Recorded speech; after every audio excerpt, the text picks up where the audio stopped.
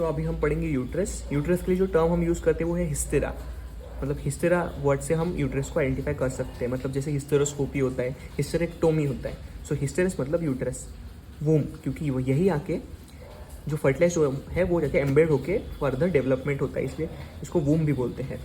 सो uterus की definition क्या है? ये चाइल्ड बियरिंग ऑर्गन है फीमेल्स में, वो ब्लैडर और रेक्टम के बीच में प्रेजेंट होता है। यूट्रस प्रेजेंट होता है ब्लैडर और रेक्टम के बीच में। इसका जो शेप है वो पायरिफॉर्म इन शेप्ड होता है और इसका जो डायमेंशन है बहुत इंपॉर्टेंट है। ये 7.5 सेंटीमीटर लॉन्ग होता है, 5 सेंटीमीटर ब्रॉड होता है और 2.5 सेंटीमीटर थिक होता है। इसका जो वेट है वो है 30 to 40 ग्राम। यूट्रस के 2 पार्ट में डिवाइड होता है, वो है बॉडी एंड सर्विक्स। तो हम डायग्रामेटिकली पहले इसको देख लेते हैं। सो ये है यूट्रस या फीमेल इंटरनल जेनिटलिया, जिसमें हम यहाँ से यूट्राइन ट्यूब आता है राइट साइड से और लेफ्ट साइड से लेफ्ट यूट्राइन ट्यूब।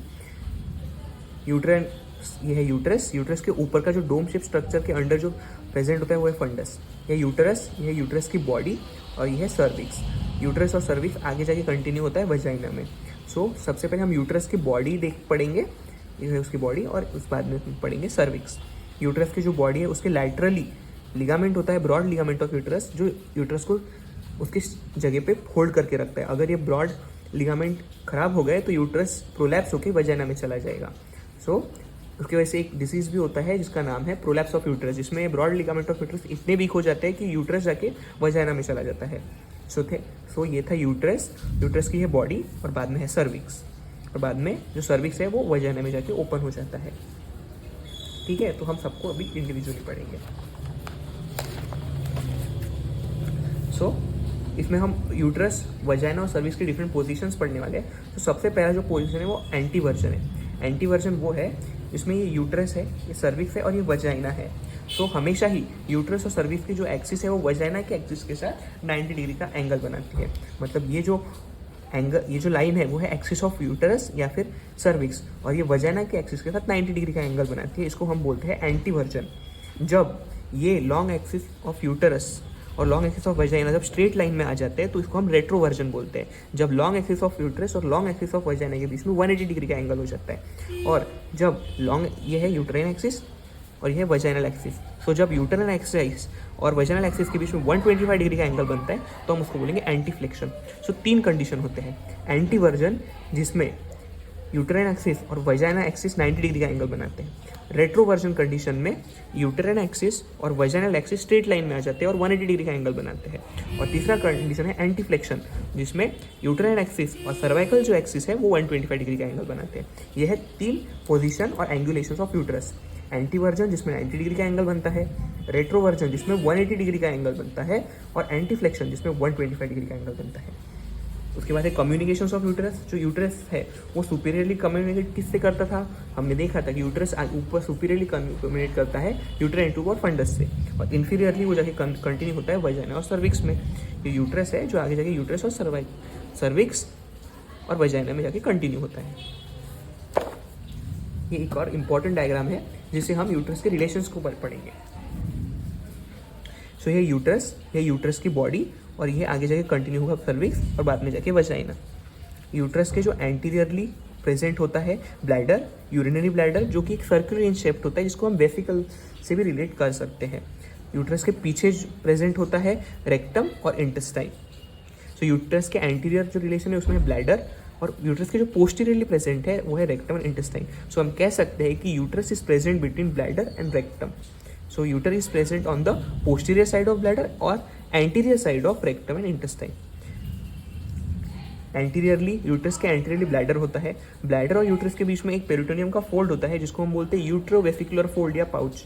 यूट्रो क्योंकि यूट्रस, और वेसिकुलर मतलब ब्लैडर। यूट्रोवेसिकुलर मतलब ये प्रेजेंट होगा बिटवीन यूट्रस एंड वेसिकल मतलब कि ब्लैडर। पोस्टीरियरली, यूट्रस के पोस्टीरियरली होता है रेक्टम और इंटेस्टाइन।